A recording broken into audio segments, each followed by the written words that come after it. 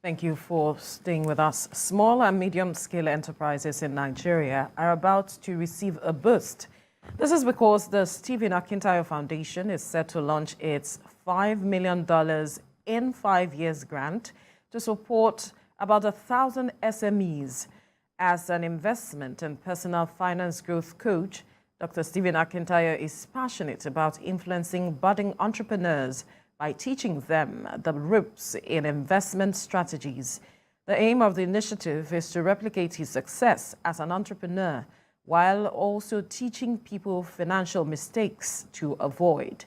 The initiative, which will run from 2023 to 2027 and was launched on Sunday, the 15th of January 2023, Dr. Stephen Akintayo, MD of GTEX Holdings and founder of the Stephen Akintayo Foundation, joins us now via Zoom. Thank you for joining us on TVC Breakfast.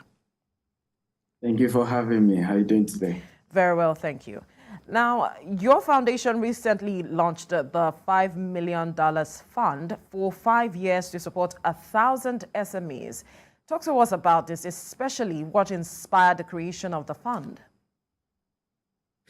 Well, thank you for having me. I started our company 15 years ago, and I started with just about 1,000 naira. And I knew how tough it was to scale because, I mean, to get a loan, to have anyone support you. I've had to shut down my offices many times during that 15-year period because I couldn't even afford to pay rent. And so as we begin to grow, we're not where we want to be, but we're not where we used to be. I felt that we gain a lot of experience, exposure that we can pass on to younger entrepreneurs. So we started this during COVID-19 when we realized that a lot of businesses were struggling, but it wasn't this structured. So giving some people $1 million naira to support their business, some people 500,000. But now we've come up with a fund for the next 5 years that is very structured. It grows by the time. This year, we're only giving 24 people. Next year, it's increased to 48. 2025, it increased to 120. And that's how it grows. So in total, we then have about 1,000 by 27. Now, could you give us a better insight, especially a breakdown of how the fund is to be dissipated in terms of percentage? Well, basically, what we've done is $5,000 grants per entrepreneur. The process is very simple. You apply on Akintayo University, MrAkintayoFoundation.com. That's the website to apply. We have different categories of applications. We have agriculture, we have renewable energy, we have tech, we have young artists. So we have different categories, about 12 of them. So you pick which one fits your own current business, and you can then apply. We shortlist top 50, and those top 50 will have opportunity to be promoted on my own platform, email and social media, so that we're also giving them visibility. And then from that top 50, we select top 10 that would pitch on an Instagram live. And from that top 10, we pick just 2 for this year. So every month, two people will be picked this year, and that accumulates into 24 for 2023. Now, next year, it's increased to 4 people per month. That gives us 48. The year after, it increased to 10 per month. And then the year after, it increased to 20. And like that till the 2027 when it's going to be elapsing. Hopefully, we may be able to extend it or not, but it's up to the organization funding. So majority of the fundings is coming from GTEX Homes, real estate arm, where we launch a 1,000 housing unit. So a portion of what's coming from that is going towards supporting these SMEs. Now that you have told us how you came about the funding, let's look at who are those that can take advantage of this. Are we looking at existing businesses, or startups, and how many people can actually come together, maybe as clusters? Can they take advantage of this? Okay, very good question. So first of all, it's for startups, but they've started. We don't want just ideas. Ideas are good, but until they are, acted upon, they're just in the air. And many people also have similar ideas. So we're looking for people who have just started a business, but it has started. You've been able to demonstrate the value you bring to the marketplace. You have been able to demonstrate that people are willing to pay for that value. And then we're hoping that the $5,000 grant helps you to scale it even more.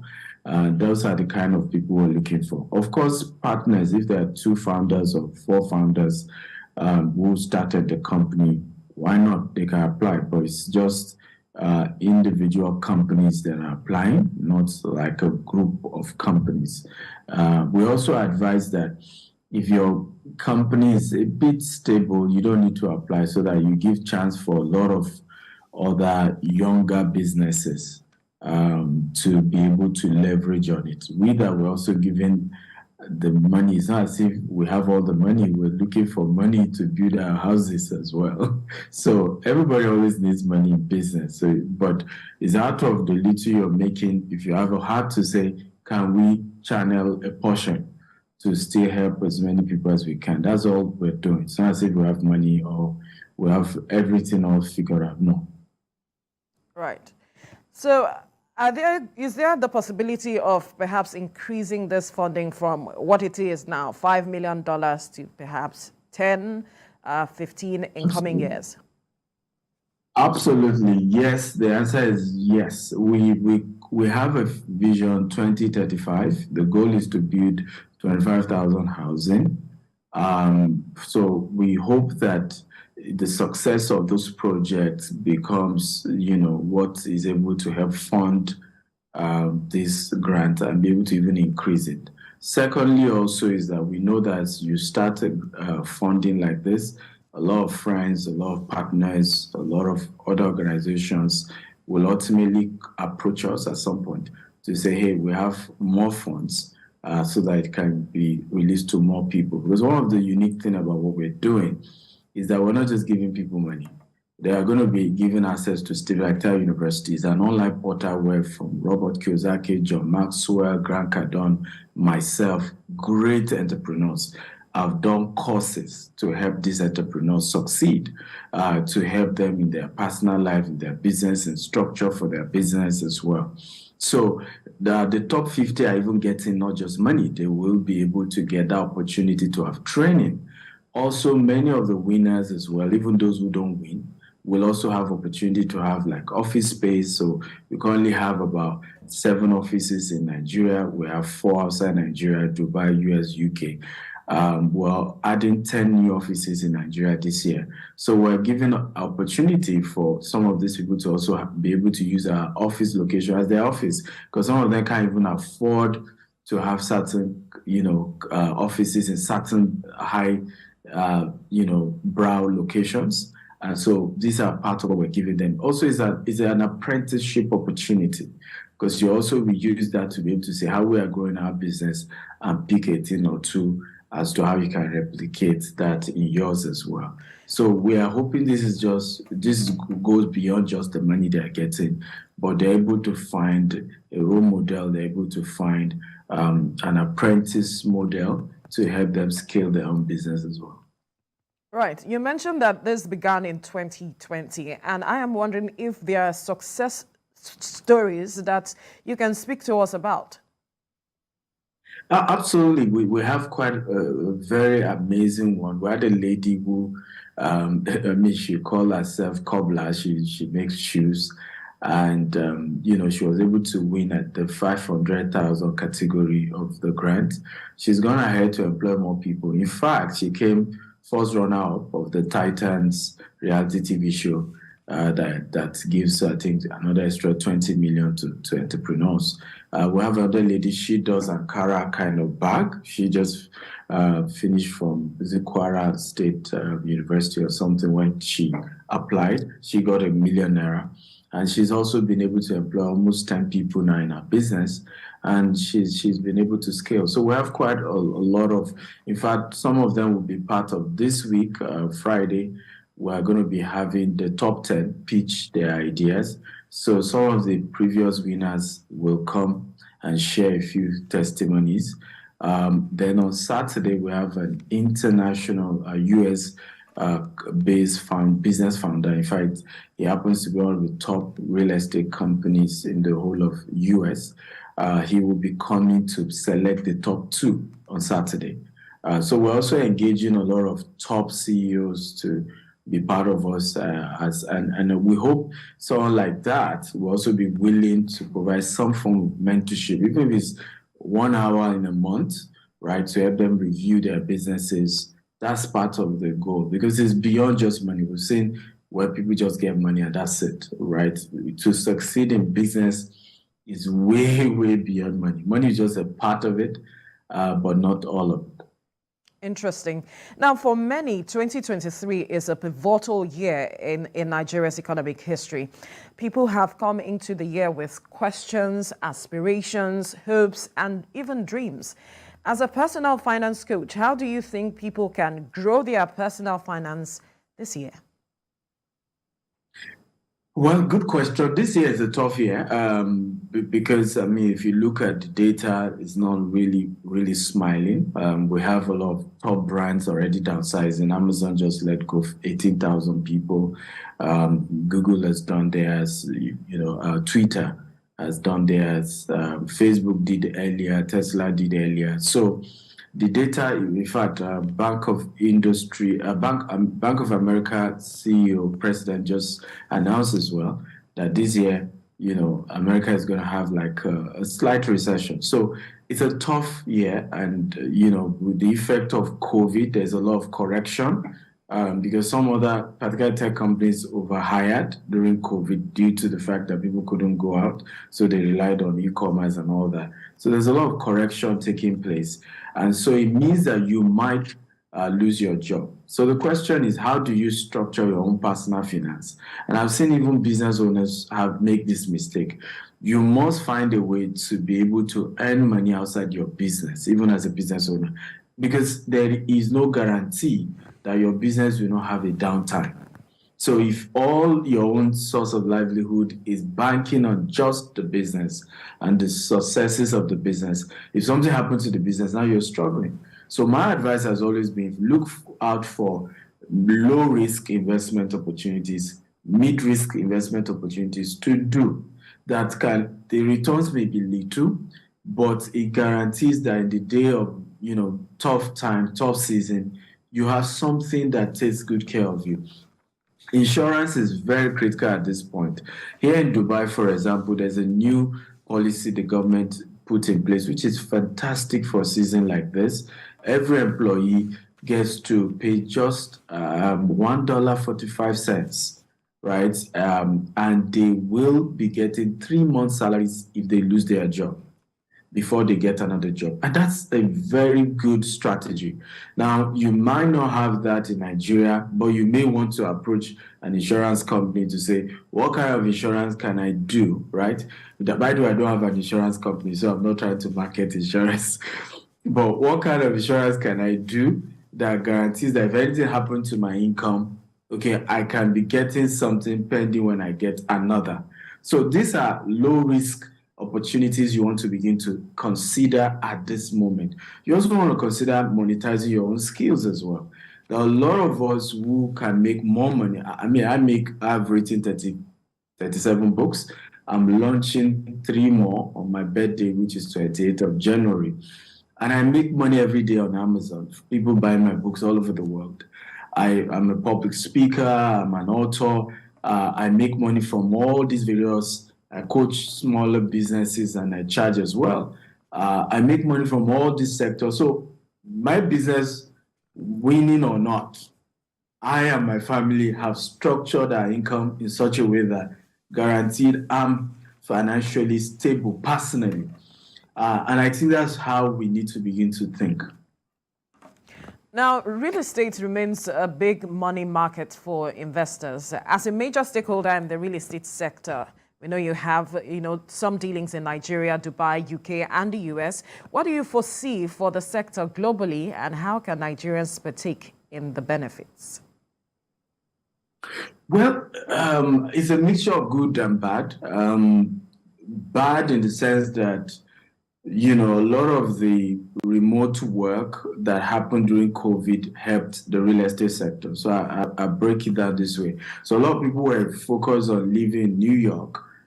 People were living in California and some other big cities were able to move to not so big city, for example, let's say Dallas, and were still able to keep their job in New York because there was a lot of remote work going on. Now, they were able to buy properties cheaper in Dallas compared to that of New York. But what's happening now is that the remote work is reducing now. People are having to be forced back to work. And already, it's not as if the income is really that great anymore.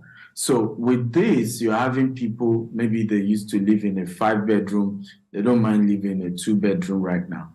But again, in business, one of these I share that as entrepreneurs, we should be able to master good and bad seasons in such a way that you leverage on it no matter what happens. So there are still people taking advantage of even this season to say, okay, now I have maybe smaller apartments available for you. A lot of the richest guys in the world are moving from big 10-bedroom mansions to smaller houses. That's beginning to rate. So you want to cash into 2-bedroom, 3-bedroom housing units as, again, in developed parts of the world. In Nigeria, we have a huge challenge because the housing deficit makes Nigeria quite different from other parts of the world. When you look at other parts of the world, you're having up market, down market. You can't have that in Nigeria because of the huge housing deficit. You have the population growing by the day. You are not having enough houses being built to match up to the volume of, the population that we have. So that's becoming an advantage for real estate developers. But the major challenge, of course, in Nigeria is funding, because we were not necessarily able to access liquidity to be able to build as much houses as we want. I hope some program by maybe CBN, federal government, can come up that support real estate developers so that they can scale faster, build more houses, and also something to make the houses as well accessible. I won't even say affordable, accessible. Can I pay in 30 years instead of the current? Most mortgage companies in Nigeria are like between 10 to 15, and it's even difficult to access. But can we even have something longer for 30 years? So gradually, more Nigerians can be able to own houses and live in decent homes. Now, you are for those who would like to buy or invest with GTEx Homes, what are the appropriate channels to go through?